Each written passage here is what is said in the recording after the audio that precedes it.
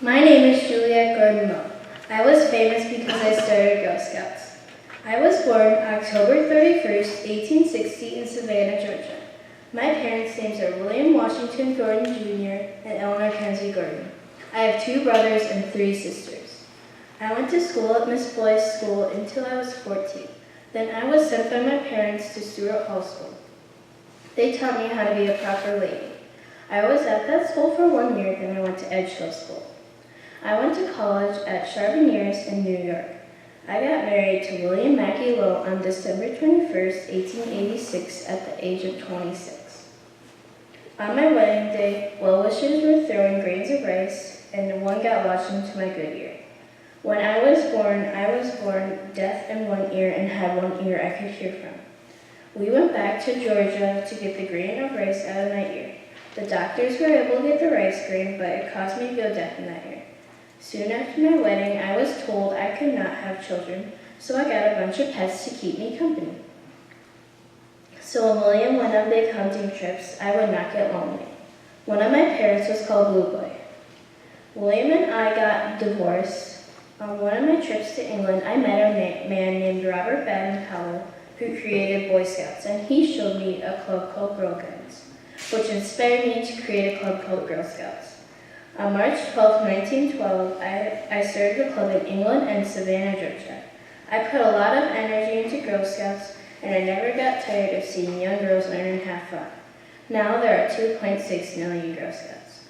I died January 17, 1927 from breast cancer at the age of 66. I was buried in my Girl Scout uniform in Laurel Grove Cemetery in Savannah, Georgia. 85 years after my death, I received the Presidential Medal of Freedom from Barack Obama for starting Girl Scouts. The Presidential Medal of Freedom is one of the highest civil honors. I will always be remembered for starting Girl Scouts.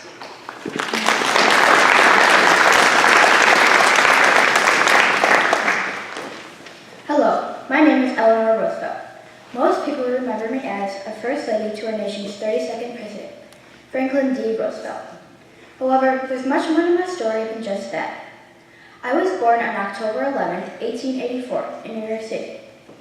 My mother's name was Anna Roosevelt, and my father's name was Elliot Roosevelt. I grew up with 3 brothers, Elliot Jr., Elliot Mann, and Hall. I was the only girl out of all 3 of them. I loved to help my mother and father whenever they needed my help. When I was young, my mother got sick, and then passed away when I was 9. My brothers and I then moved in with my grandmother. When I was 15, my grandmother decided to send me to a boarding school in England. I loved it and learned so much from a very progressive headmistress. Unfortunately, only 2 years later, my grandmother made me end my schooling and move back with her in order to make my societal debut in New York. A year later, I became engaged to my future husband, Franklin D. Roosevelt. We had known each other ever since we were 2 years old. I also volunteered at a settlement house to help women and kids living in horrible, crowded conditions on the Lower East Side tenements. After learning firsthand about the hardships they faced, I joined the National Consumers League, which sought to protect women and children from the unfair treatment at the hands of their employers. Franklin and I were married on March 17th of 1905 in New York. Soon after, we had a family together.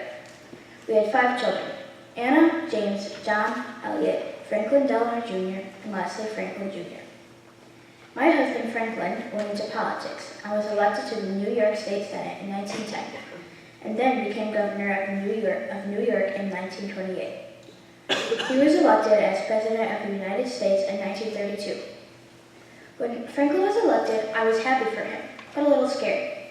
With my uncle being president when I was young, I was already known to the world. I didn't want to become even more famous. However, as time went by, I became more comfortable with being in charge. I kept reminding myself that you must do the things you think that you cannot do. I started doing weekly radio reports called Over Our Coffee Cups. I was the first lady to give radio reports. On September 19th, I started my series. In December 1934, I launched my first radio series. Every Sunday evening, I would do my broadcast. When I was paid, I would give it to charity and donate for many events. I enjoyed it very much. I ended my career of radio series in 1942 because the world unfortunately went to war. In 1945, my husband Franklin Roosevelt died, and that officially made me end my career. Over Our Coffee Cups was an amazing and fun radio series that I loved to do. Because my husband was confined in a wheelchair, I became his eyes and ears. I was able to travel our country visiting soup kitchens, farms, and factories. I was able to share everything I saw and learned with the president.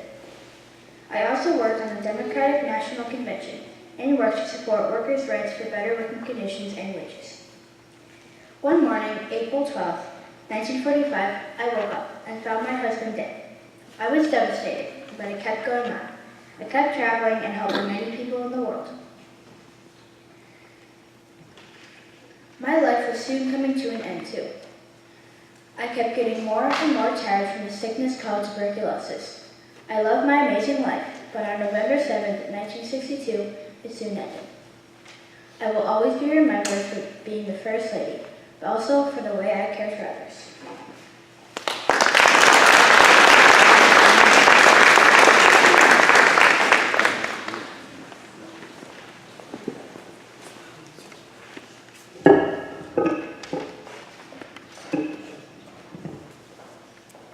Hi, my name is George Washington. I'm most famous because I was the first U.S. president.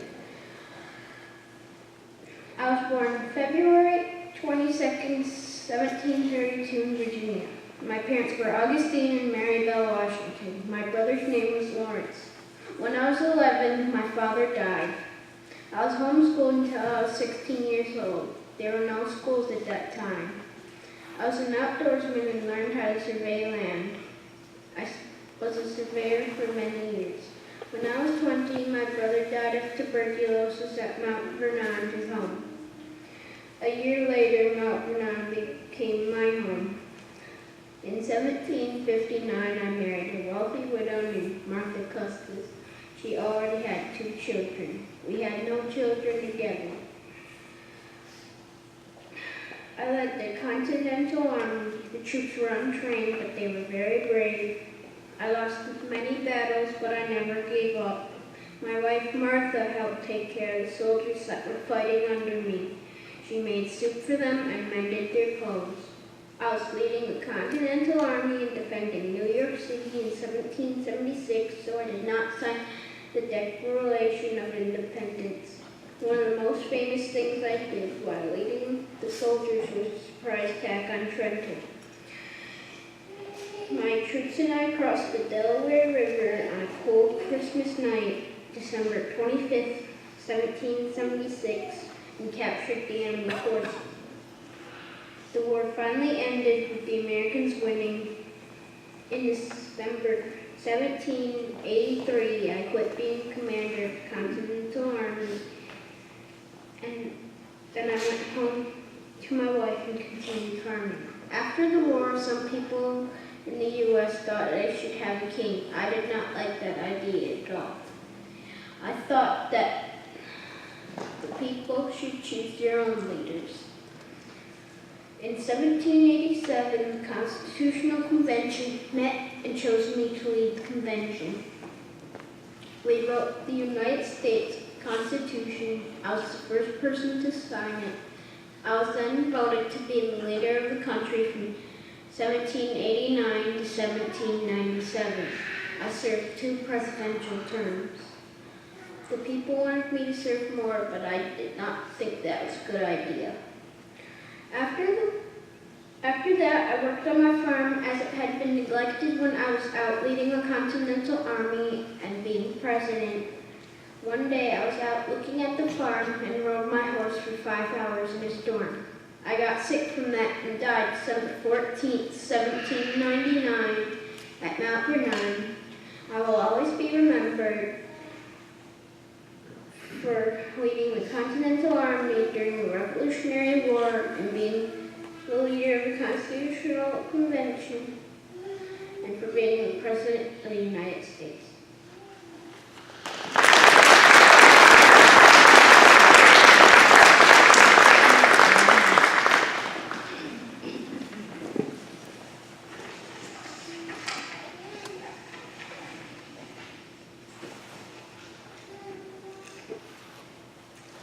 So, good morning to you all. I'm Sybil Ludington. I lived from April 5th, 1761 until February 26, 1839. You probably never heard of me, but from where I come from, I'm known as the second Paul Revere.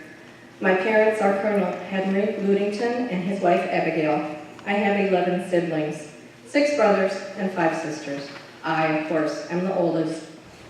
On April 26, 1777, shortly after my 16th birthday, I rode my horse Star 40 miles, twice as far as Paul Revere, through the night and early morning on cold, packed dirt roads in a storm to rouse the men of my father's militia. A rider had made his way to the farm to tell my father that Danbury was aflame and that the British were attacking. This was the town where the militia's stores had been moved to, so there had been a traitor among us somewhere. The children were all abed, but I was yet awake, as that had been my chore. The rider could not go on, so it was decided that I should take the ride on. The best I could to wake Father's men and get them to the farm to march in the morning. Father had given them all leave to finish the spring planting. I rode through Putnam County, New York, and the surrounding outskirts of Danbury County, Connecticut. I carried my cow cane to beat on doors, and I was also very glad to have it to beat on the loyalists and robbers who were trying to make my ride end. By the time I returned home, I was very pleased to find that the Father's 400 men had gathered and were getting ready to march. But my night was not quite done. I had to rub down and feed Star, and then go in and be ready to do my chores. Danbury was lost, but they followed the British and forced them to retreat at the Battle of Ridgefield. General Washington later recognized my efforts as heroic and thanked me in defense of our country. The war was finally over and won. I married Edmund Ogden in 1784. He was a lawyer and already owning an inn and running that. That's what we've continued to do. We had one son named Henry. My husband died in 1799, but I continued to run the inn. In 1811, I moved to be with my son, now a lawyer, in Unadilla, Otsego County, New York. I died there. I was buried near my father's in our home Presbyterian Church Cemetery in Patterson, New York. A statue of me riding Star was erected in 1932 in my hometown by the State Historical Society. In 1975, I was the 35th woman to be honored with the commission of a U.S. postage stamp. The next year, in 1976, I became the symbol of the National Women's Party to campaign an Equal Rights Amendment. Dramas, opera, and a marathon have been named for me. There is also a poem written by Burton Bradley, Sybil Ludington's Ride. I will always be remembered as the girl who rode to raise her father's army, the Revolution.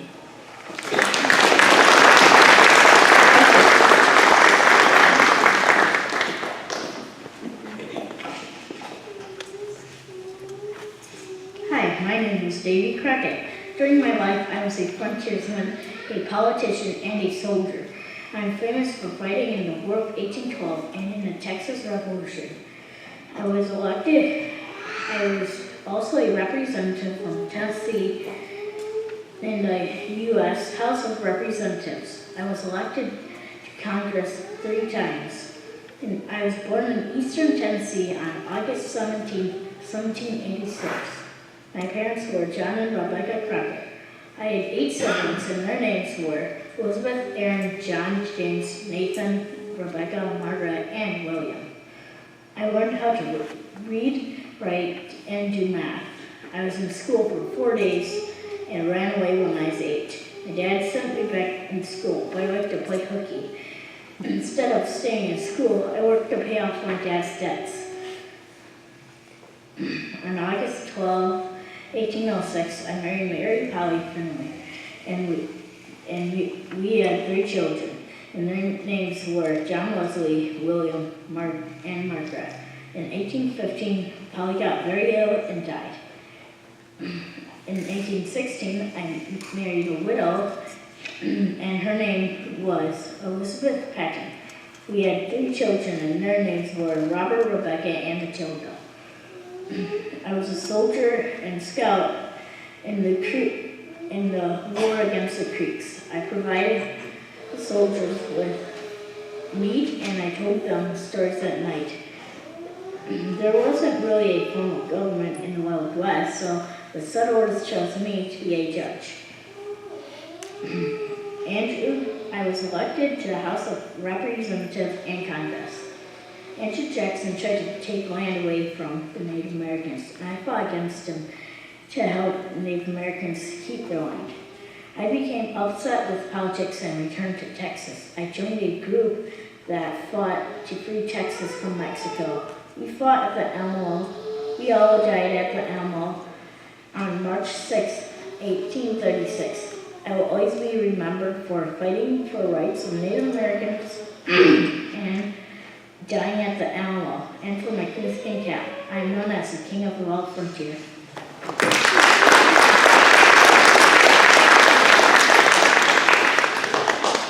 Hi, my name is Sacagawea. Some people call me Bird Woman. I was famous for going on the Lewis and Clark expedition. I was born in 1788 or 1789. My parents' names are Otter Woman and Chief Smoke Frog. I had one brother, Kamehameha. I did not go to school or college. When I was 12 years old, our enemies, the Hidatsa Indians, came and killed our warriors and captured me. They adopted me and sold me to Charbonneau, a French fur trader, as his second wife. Charbonneau was hired to join the Lewis and Clark expedition as a translator. I went along with them because they thought I would be a good interpreter. During the expedition, I had one child, a boy, and we named him Jean Baptiste, but Captain Clark called him Pompey. On the way to the Pacific Ocean, wind tipped the boat that I was riding in over. I rescued all the supplies I could reach. Then we continued on, and we reached the Shoshone village. There I saw my brother for the first time since I was captured by the Hidatsa. My brother gave us horses for our trip over the mountains. We set off with horses, and we made friends with another Indian tribe.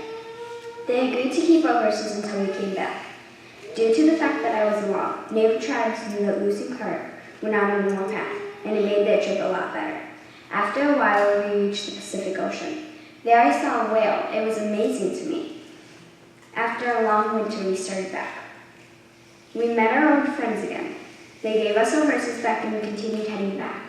Soon we met the Shoshone Indians again and visited with them. We then continued on our return journey. I died in 1812 at Fort Manuel in South Dakota. I will always be remembered as the woman with the baby that went on the Lewis and Clark expedition. That was my life. I hope you liked my story.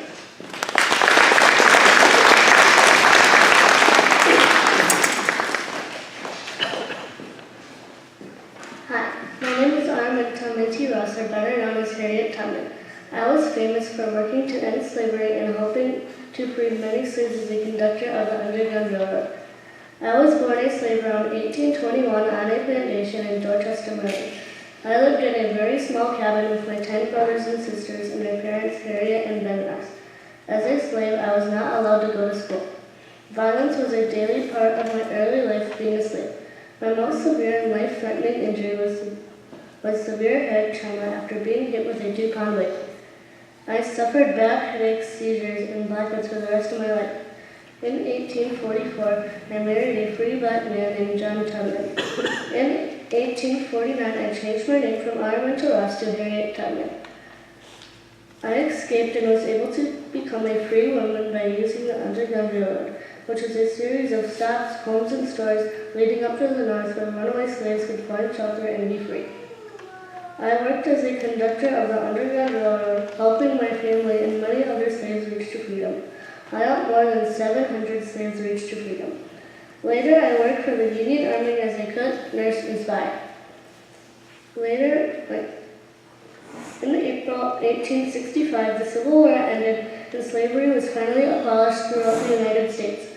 In 1869, I married a Civil War veteran named Nelson Davis, and 5 years later, I adopted a baby girl named Gertie.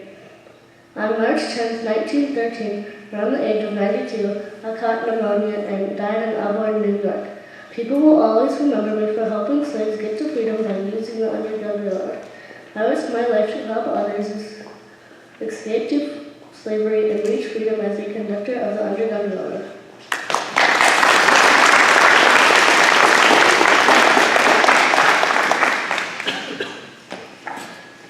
Hi, my name is Claire Harlow Barton.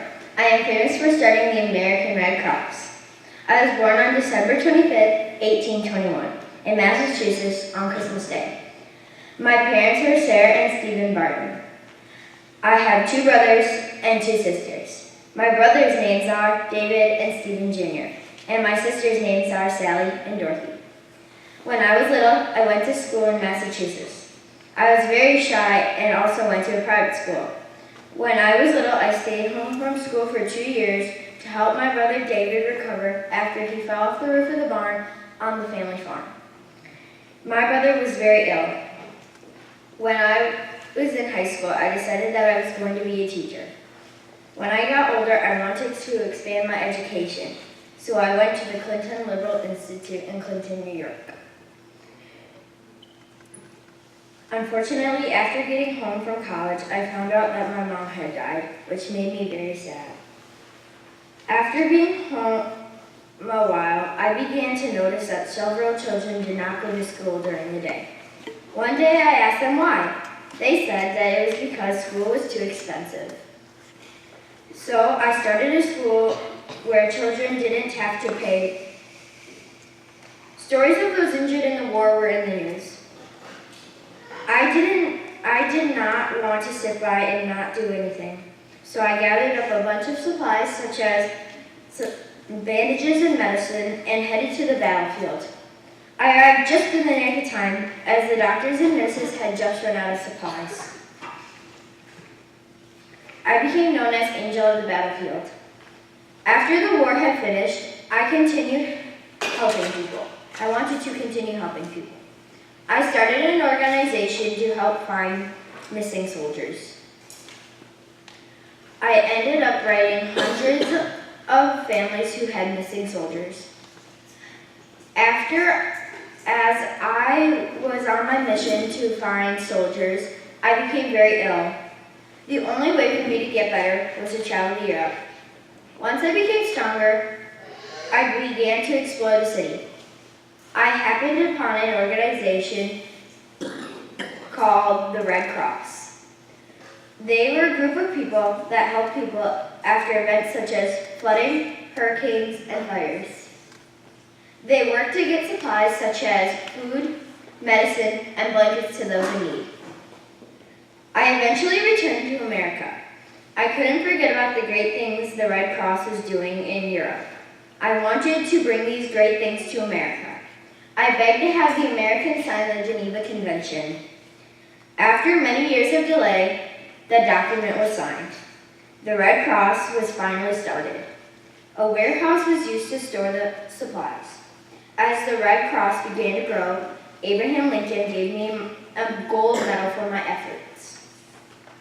I put almost all of my personal money into the American Red Cross. Sadly, several people accused me of stealing donations from the Red Cross. The fight became too much, and I ultimately retired from the Red Cross. I will always remember the Red Cross as my greatest achievement. Soon after retiring, I again became very ill. I ended up buying a home and settling in Massachusetts. I passed away on April 12, 1912, and was buried near my home. I will always be remembered for the great things I did, but most importantly for starting the American Red Cross.